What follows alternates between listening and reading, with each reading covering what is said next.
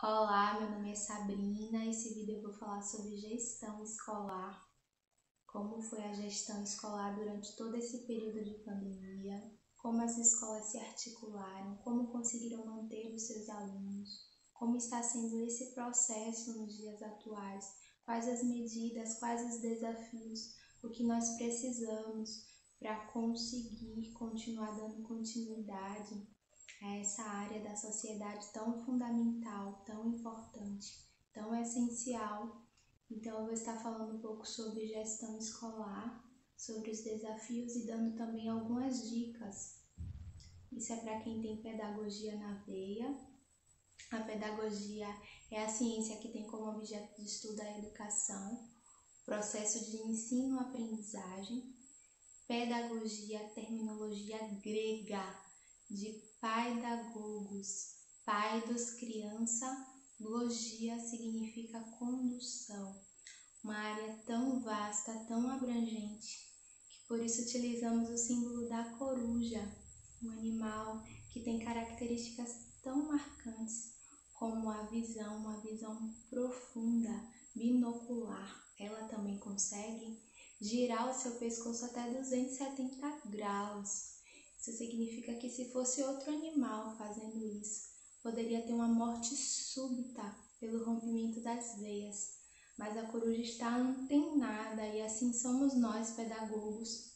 Somos aqueles que estamos olhando para todos os setores, para tudo que está acontecendo na sociedade, a fim de que a educação não pare. Vamos para o conceito de gestão. Gestão significa gerir, gerenciar, administrar.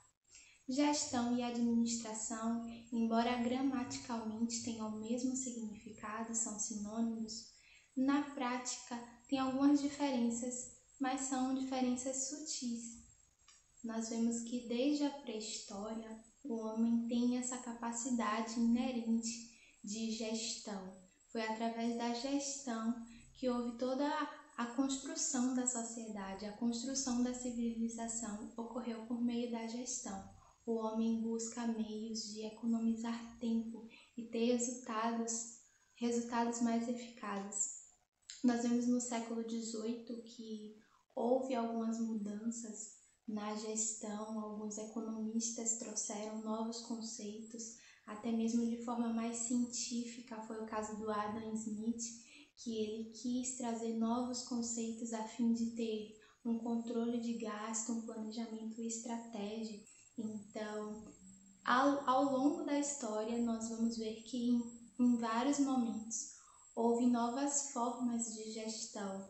No século XX também houve uma ruptura no sentido de uma descentralização, ou seja, o gestor como aquele que não decide tudo sozinho, mas aquele que tem uma participação democrática da equipe para tomar decisões importantes na empresa.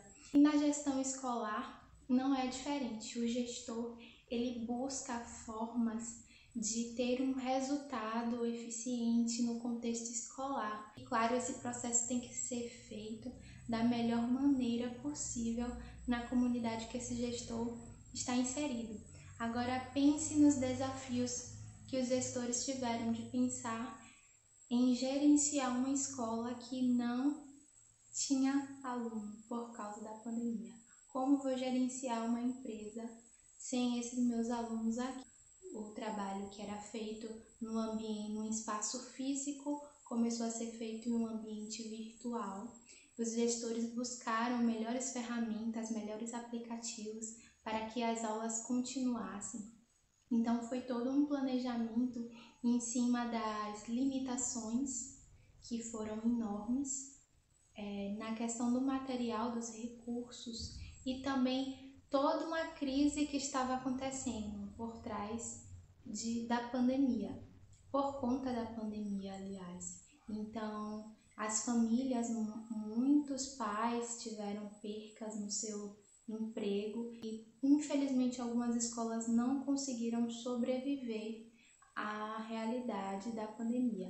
Então, algumas escolas tiveram que inovar em todos os sentidos, tiveram que procurar as melhores ferramentas para continuar transmitindo e para também ter uma participação lado a lado com a família. Inclusive, algumas escolas tiveram a iniciativa de oferecer cursos para os pais, para que eles tivessem uma orientação de ordem pedagógica para ajudar na educação do seu filho. Então foi feito todo um planejamento, principalmente nas empresas que adotaram uma gestão participativa, uma gestão que todos os funcionários, toda a equipe pedagógica pôde ter a iniciativa. Vários professores tiveram a iniciativa de ter um primeiro contato com o aluno através das videoaulas, que foram os primeiros passos a serem tomados nas escolas.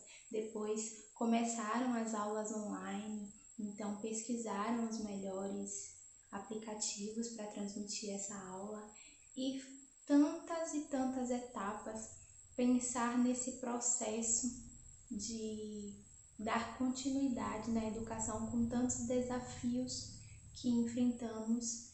Algumas escolas conseguiram sobreviver por conta dessa atitude, por conta da gestão, por conta de uma equipe e também por conta de uma situação mais favorável. Tiveram pessoas que conseguiram manter os seus empregos, conseguiram manter os seus filhos, mas houve uma discrepância muito grande em relação à escola privada e à escola pública, porque enquanto aqueles que sobreviveram, que conseguiram manter as mensalidades, conseguiram dar suporte à uma educação de qualidade ao seu filho, nós vemos que não foi a realidade da escola pública, onde nós sabemos que aqui no Brasil ainda há uma desigualdade muito grande, principalmente algumas crianças não tiveram acesso à internet. E existem dados que no Brasil são cerca de mais ou menos 4,8 milhões de crianças, segundo a Unicef, que não têm acesso à internet em suas casas. Então, essa discrepância de não ter um suporte, de não conseguir se adaptar à nova maneira, novo percurso, novo sistema de ensino. Na verdade, algumas crianças não tiveram nem como poder se adaptar por não ter esses recursos disponíveis por conta da sua classe social, embora o governo disponibilizou meios para isso, só que a classe social, o contexto social dessa criança impediu dela prosseguir nos estudos e nós vamos ver prejuízos, nós temos prejuízos e com certeza é um tempo que nós não conseguimos recuperar e também nós não conseguimos retornar agora e tratar a criança como uma espécie de depósito e jorrar tudo aquilo que ela não conseguiu aprender esse tempo todo perdido. Então, o professor ele deve ter uma sensibilidade muito grande, principalmente para quem esse professor está ensinando, para qual classe social esse professor está ensinando, para entender a criança como um ser social e emocional também. Então, são prejuízos de todas as ordens, cognitivas, social, emocional, e nós não conseguimos medir isso, esses prejuízos. Aqui no Brasil, infelizmente, são 11 milhões que não foram alfabetizadas, é um índice muito grande. Nós temos prejuízos enormes por conta da educação inicial, nas séries iniciais. E eu vou estar trazendo aqui para você, gestor, para você, professor, como é que nesse retorno você vai conseguir lidar com todos esses prejuízos, com todas essas sequelas. Eu vi uma reportagem importante de uma escola na Espanha, que eles tiveram a iniciativa de dar aulas na praia. É uma coisa que nós não vemos aqui, mas vale de incentivo. Essa proposta teve a oportunidade de dar a essa criança, de amenizar, na verdade, todo esse caos que elas também conseguem sentir E eu acredito que isso foi uma medida muito criativa, muito inovadora. Eu vou deixar aqui para que você possa ver.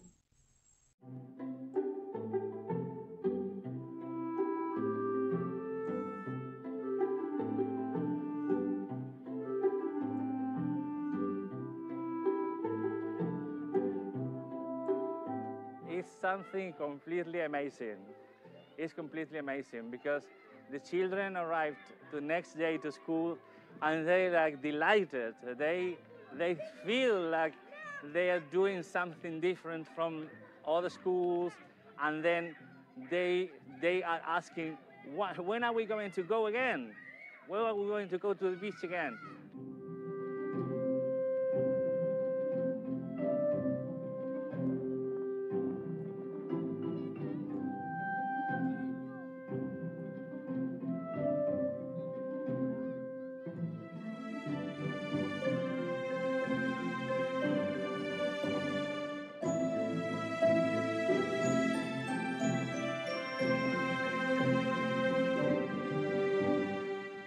Porque en vez de estar en clases, dando clases ahí, pues mejor estar aquí para hacer clases al aire limpio. Então, como vocês puderam ver no vídeo, foi uma prática bastante inovadora. Isso não aconteceu aqui no Brasil, mas podemos sim adotar uma atitude inovadora para lidar. Na verdade, nós temos que ser resilientes. Nós temos que encontrar maneiras para minimizar o caos. Eu fiz uma entrevista com a gestora, ela me deu as seguintes respostas. Ela entra aqui de maneira anônima, tá? As perguntas foram: como fazer a gestão escolar de uma escola fechada, sem alunos por conta da pandemia? Ela respondeu que ela teve uma gestão participativa e empreendedora e conseguiu, com parceria com a família, ter esse elo e conseguiu manter a escola funcionando. Quais os impactos da gestão escolar no período de isolamento social? Os impactos foram enormes. Teve que se pensar uma nova forma de gestão. Quais as medidas a escola desenvolveu para atender os alunos? O ambiente da escola mudou, deixou de ser físico, passou a ser virtual, através dos aplicativos, através de recursos digitais. Foram feitos vários experimentos, segundo ela. Como foi planejar o retorno das aulas?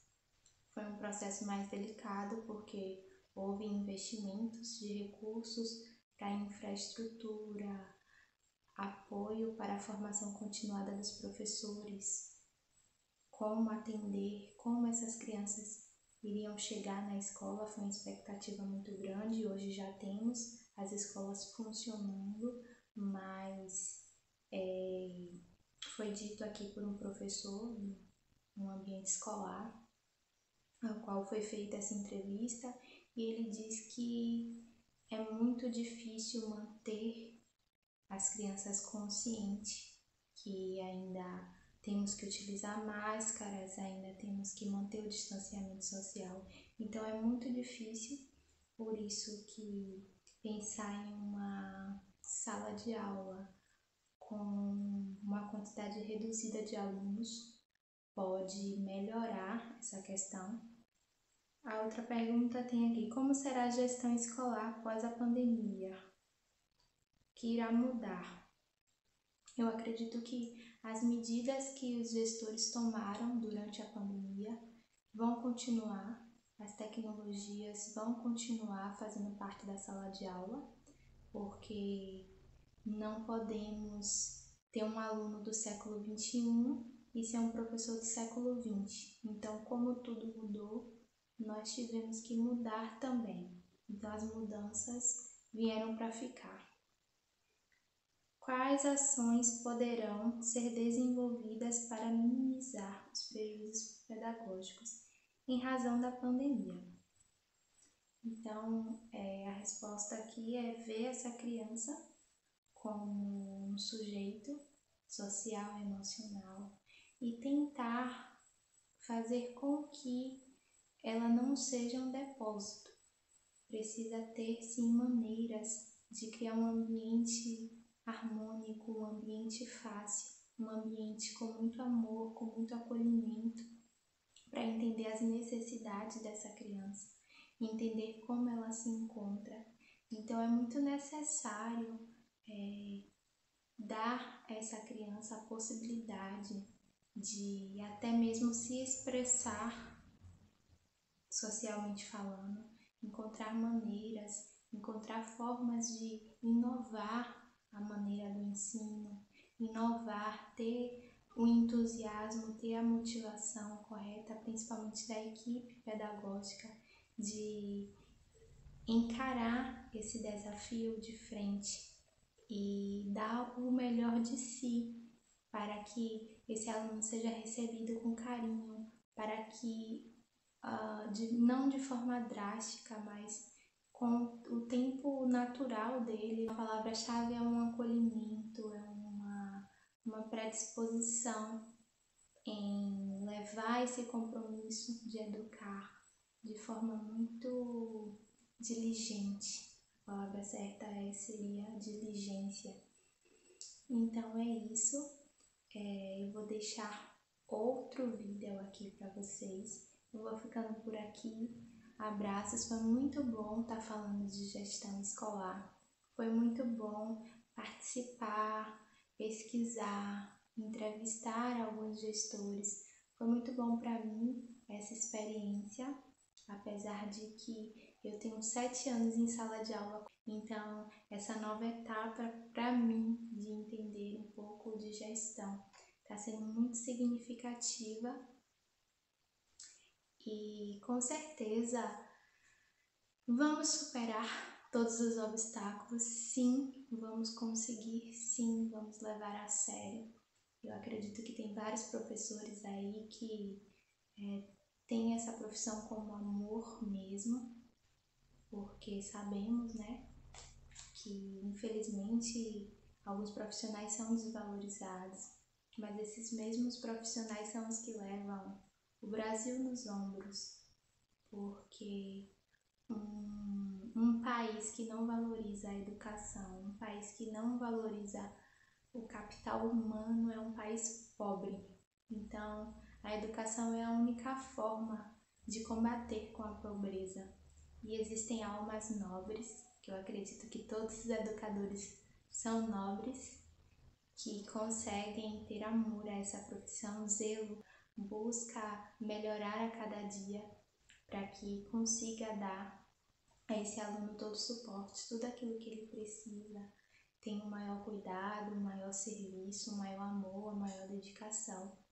E sim, eu acredito sim em práticas inovadoras, eu acredito sim em uma possibilidade de um currículo que prepare esse aluno para a vida.